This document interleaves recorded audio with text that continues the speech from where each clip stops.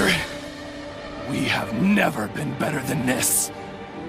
We all know and love our friendly neighborhood Spidey, but some people have loved the edgier, gothic version of our favorite hero, who also happens to be one of our hero's biggest arch-enemy. If you guessed a certain symbiote, you're absolutely right. We're going to take a walk down nostalgia lane and explore every single version of animated Venom since his inception in the series Spider-Man 1994. Fasten your seatbelts, because it's going to be a roller coaster where each turn takes us down a different storyline. Before we go into our explanation, we have a very small request. If you like our content, please support us by subscribing to our channel. This is a small click for you, but for us, it means a lot. Thank you. Let's begin. Do this alone. We're partners. For now. Partners? Am I out of my mind? Spider-Man, 1994. So, in this series, Eddie Brock, who will be the first host for our alien symbiote, is introduced as a journalist for the Daily Bugle, disliked by many co-workers, Peter Parker included. I wonder why. However, this dislike didn't just turn into a mutual one. It reformed itself as a pure grudge, and Brock turned revengeful towards Spider-Man and decided to wreck Spider-Man's life on multiple occasions, which, to be fair, we all relate to at times. Yes, I'm talking about you, who is pretending you're above all the pettiness. Unlike Brock, though, most of us don't act on it. There's a reason why they're called intrusive thoughts. Brock? Anyway, he followed Spider-Man one night to the Connors house, where Spider-Man saved him from the human-sized lizard. All the evidence he collected that night about the lizard, who really was Kurt Connors, was destroyed by Spider-Man as he tried to flee. Brock later tried to demean Spider-Man and unmask him on live television with the help of Black Widow Spider Slayer. Pretty self-explanatory name, by the way. But Black Widow accidentally ended up kidnapping Flash Thompson, who was, for some reason, dressed as Spidey. J. Jonah Jameson found out that the Daily Bugle lost its authenticity because Brock didn't unmask the real Spider-Man and fired him. This was one of the few events that caused Brock to grow disdainful of Spider-Man. Later, a standoff happens between Shocker and Spider-Man, which occurs in an attempt to save the astronaut John Jameson, son of J. Jonah Jameson, from Shocker. Spider-Man had been attached to the symbiote brought back by John Jameson. When he was bringing Prometheum X back, Brock follows Spider-Man to a church, and during the fight between Spider-Man and Shocker, Brock tries to kill him, but to no avail. Spider-Man webbed Brock to keep him out of the way, and when the church bell rang, Spider-Man realized that loud noises were the symbiote's weakness and managed to separate himself from it. Spider-Man thought the parasitic alien lifeform died, but it bonded with Brock. Brock got all the powers of Spider-Man along with all the information about him after being bonded with the symbiote. This was the inception of Venom, who was much more powerful than Spider-Man. And since the symbiote had first bonded with Spider-Man, his Spidey sense didn't sense Venom. This version of Venom was muscular and had a white spider emblem on the front of his body, which matched the white web shooting patches on his hands, sharp teeth, huge white eyes, and white pupils, and a red and blue shading over his black body. The symbiote gave Brock other powers too, though, like the ability to shoot webs with directly his hands instead of web shooters. It also turned Eddie Brock into Elastigirl, the Incredibles reference, those who get it, which basically allowed him to stretch out his body parts and also turn into a gooey liquid, which could ooze through cracks. Now, his weaknesses, as already mentioned, were intense sounds and sonic waves. He was also debilitated by fire and extreme heat. Eddie Brock is an example of enemies to lovers, with the audience as he kind of becomes the anti-hero towards the end. He gets separated and rebounded with the symbiote multiple times, and later in the series, he tells Dr. Ashley Kafka, his psychologist at the prison he was held in for a while, after he was first separated, that he is resisting the symbiote and sparing Spider-Man because he is in love with her. And the symbiote sees her as a threat because she told Venom to spare Spider-Man's life. Later, Dormammu, the evil extra-dimensional being, asks his servants, along with Carnage, Venom's offspring, to free Dormammu from the dark dimension and bring him to Earth. Spider-Man, Iron Man, and Venom unite to stop Carnage and Mordo, but fail. Spider-Man changes the setting of the interdimensional probe created by Stark Enterprises, which had created the portal through which Dormammu came to Earth. Dormammu gets sucked back into the portal, but Spider-Man is unable to close it as Dormammu had linked the portal to Carnage. Meanwhile, Venom is rescuing Dr. Kafka, whom Carnage had abducted. Spider-Man aimed the portal at Carnage. Carnage grabbed Dr. Kafka and announced that he wouldn't go to the Dark Dimension alone. Venom then did the heroic act of sacrifice for the woman he loved and attacked Carnage. and they both got sucked into the portal while he declared that he would forever love Dr. Kafka. Spider-Man then closed the portal, and Iron Man destroyed the machine. This was the inception of Venom, which changes throughout the coming series. Let's see what he was like in the other adaptations. Sorry I didn't get to know you better. Spider-Man Unlimited, 1999. In this series, Spider-Man spots Venom and Carnage getting on John Jameson's spaceship and hijacking it, which was en route to a planet on the far side of the sun called Counter-Earth. Spider-Man fails to stop them, and J. Jonah Jameson thinks his son John is dead. Then, the public and J. Jonah Jameson blame Spider-Man for this. Spider-Man fakes his own death, and then lies low for 6 months. He eventually gets a new nanotech costume by Reed Richards, and goes to Counter-Earth, where he finds that John has joined the forces of a rebellion fighting against a scientist known as High Evolutionary, who hates humans, and creates new hybrids that are mutated animals called the Bestials. Eddie Brock is briefly separated from the symbiote by the Bestials for experimentation. Towards the end of the series, Venom and Carnage disclosed they were on Counter-Earth because they had been working for Synoptic, who was planning to team up with the High Evolutionary. But their real plan is to realize symbiotes on Counter-Earth to kill everyone there. The series ends on a cliffhanger as they succeed in letting the symbiotes loose. In this series, Venom is much bigger and more powerful, having completely merged with his host Brock. He doesn't have any pupils. It is just blue and black, with the spider emblem still being white, along with his web-shooting patches and a protruding spine. We will have vengeance on Spider-Man! The Spectacular Spider-Man, 2008. Contrary to the 1994 version of Brock, in this series, Brock is Peter's childhood friend, and they grow up together. Their parents, who were friends and business partners, died in a plane crash.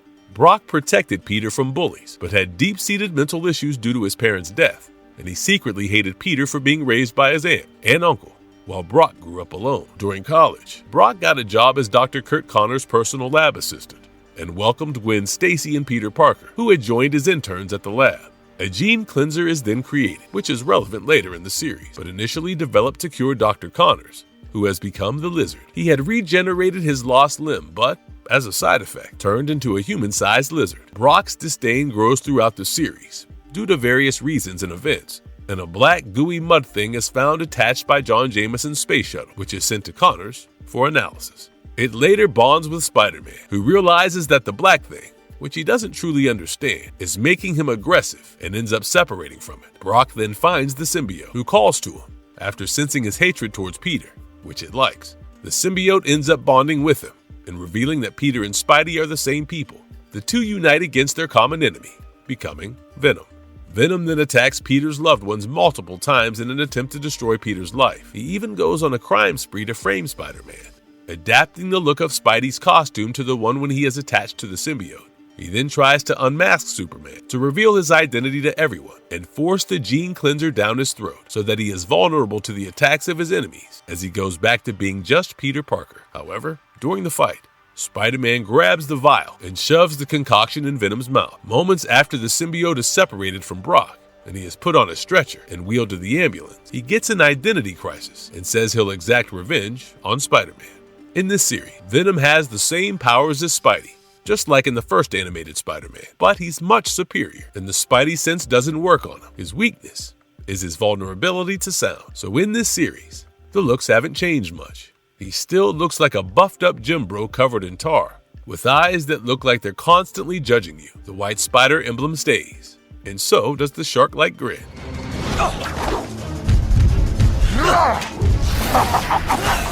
Ultimate Spider-Man, 2012. Now we have made it to 2012, and there's a new series for our beloved Spidey. And in this one, we give Eddie a little bit of a break. Let's see who falls the victim to our non-threatening, harmless little symbiote. So in this series, Venom's origin is a mix of mad science and high school drama. Instead of the usual alien backstory, Venom here starts as a science project gone wrong. Peter Parker's best friend, Harry Osborn, gets a bit too involved in his dad's shady experiments at Oscorp. Norman Osborn, the series' go-to mad scientist and part-time Green Goblin, creates a substance called Venom using Peter's DNA. Shady science project if you ask me. Instant disqualification. This gooey mess, when it bonds with Harry, becomes the ultimate anti-hero, Venom. Harry initially thinks he can control it. Spoiler alert, he can't. The symbiote amplifies his darker impulses, making him a super strong, web-slinging nightmare for Peter. Harry first transforms into Venom while trying to protect his friends from a threat. Classic hero move.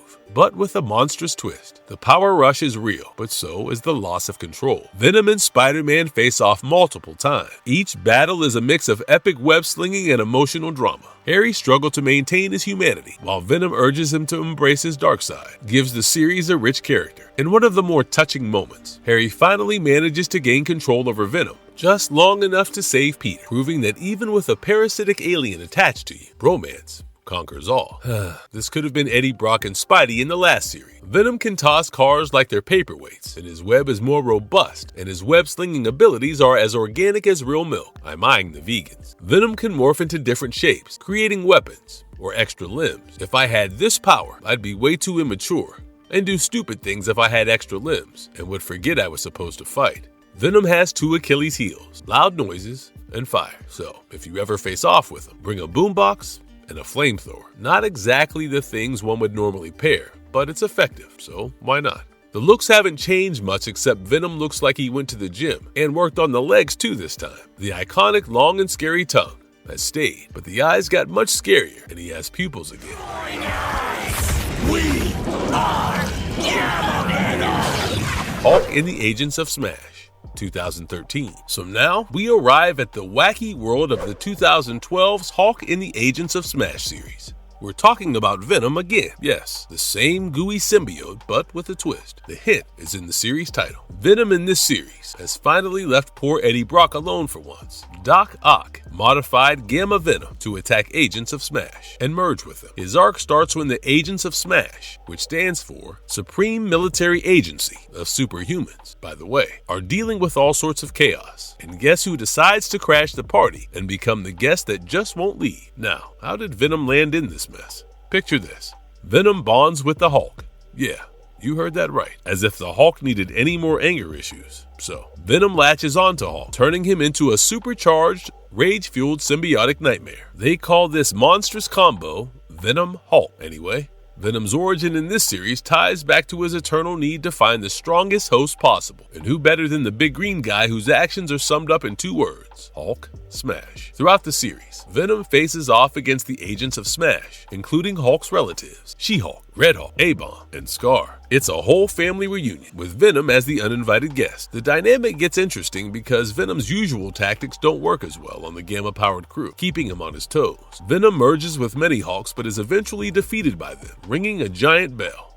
Venom, as usual, comes with super strength, and super as in being able to lift 700 pounds without bonding with anyone, agility, and those creepy tendrils. But when bonded with Hulk, his powers go berserk. Super strength is an obvious power. I mean, come on, Hulk plus Venom. Venom also retains his usual shape-shifting abilities, web-slinging, and healing factor. He can literally become a Swiss knife, as in creating weapons from his own body mass. Also, he can change in size. Venom's size is directly proportional to how much radiation he absorbs, though Venom's usual vulnerabilities to sonic attacks and intense heat still apply, making it possible, though not easy, for the Agents of Smash to take him down. Seeing the Hulk's usual green skin with Venom's creepily long tongue is literally straight out of a fever dream. The white spider emblem stayed with the creepy white eyes. There are no pupils in this one. Mortals, by very definition, you're lying. Avengers Assemble, 2013. In this series, Venom is a mass-produced version of the symbiote that Dr. Octopus has created for Norman Osborn, using Spidey's DNA. Here, Venom is on a host-jumping spree. He switches hosts like changing channels on the TV while alone on a Saturday night. Super strength, agility, and quick healing go up all the way to the penthouse. And the weakness is like having perfect pitch, constantly having to listen to really bad opera singers, basically. Loud sound. He has creepy eyes in this one, with a red and black body, white hair, and a cape have been added. And the tongue that looks like a snake with a shark's grin is still present.